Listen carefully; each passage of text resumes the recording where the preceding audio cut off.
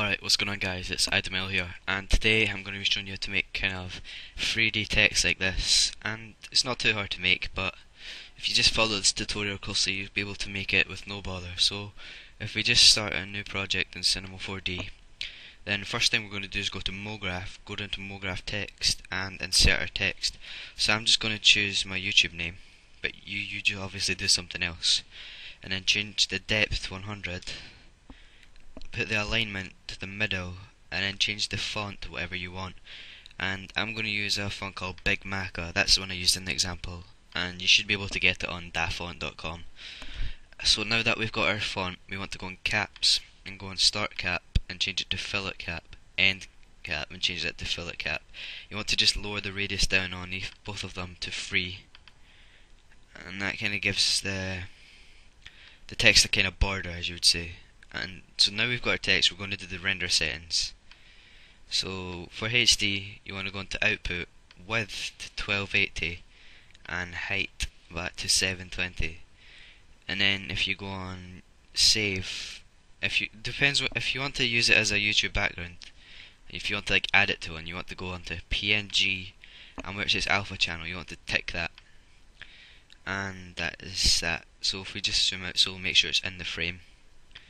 And if we just choose a colour, by going down to our materials menu and double clicking, and then if we just choose a colour, I'm going to go with the blue, the same colour that I did in the example. And now what we want to do is we want to go to reflection and change the brightness to 30, then click on texture, go down to Fresnel and change the mix strength to about 50. And now if we add that to the text and render it, you see it doesn't look too good just now.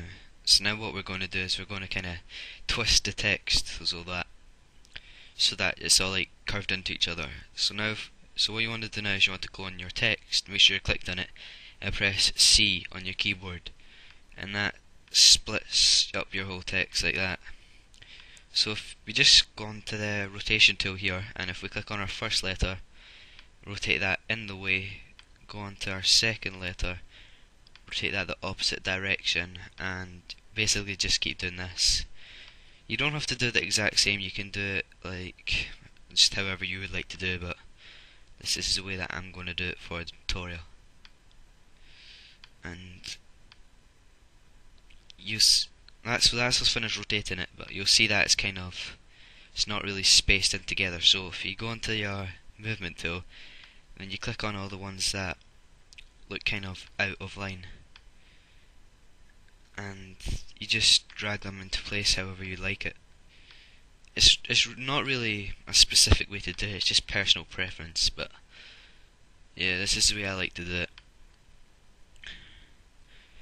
Oops. Okay, and now we have our text all twisted and stuff. This still looks pretty boring, so what we'll do is we will add a HDR image.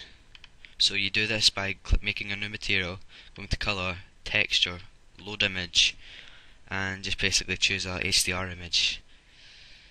And you want to click no when that comes up. Oh, and I should have done something else. Before you make a material, you want to go on this and click on sky, and then drag your material onto sky. Then you'll see that it has this in the background, but to get rid of this you just right click on sky, go to Cinema 4D tags, compositing, and then you untick scene by camera, and that gets rid of it. And that will give it kind of realistic reflections like that. But there's still another way that we can make it look even more realistic. If we go back onto our render settings, and then we go to effect, then we go into global illumination, and then on general it says GI mode, you want to change it to IR and QMC still image, and where it says gamma you want to change the gamma to 2.2. And now if we click on irradiance cache, you want to change the top to low, and this kind of hogs render time, but it makes it kind of more realistic lighting.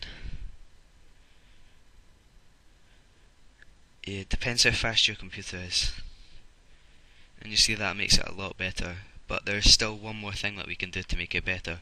If we go back onto our render settings and go to effect, then we go on ambient occlusion, and we change the maximum ray length to 140, and we change the contrast to 30%. and then if we render it out again, it'll take even longer, but it'll make it even more realistic.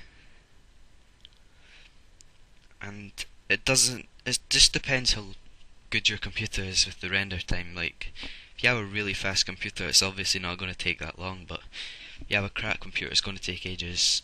And my computer is not the best, but it's not crap either, so it does it in not too long. And so that is the finished product basically. So if you'd like more tutorials, and could you like this video, subscribe to me, and just stay tuned for more, because I've got quite a lot of plans. So bye guys.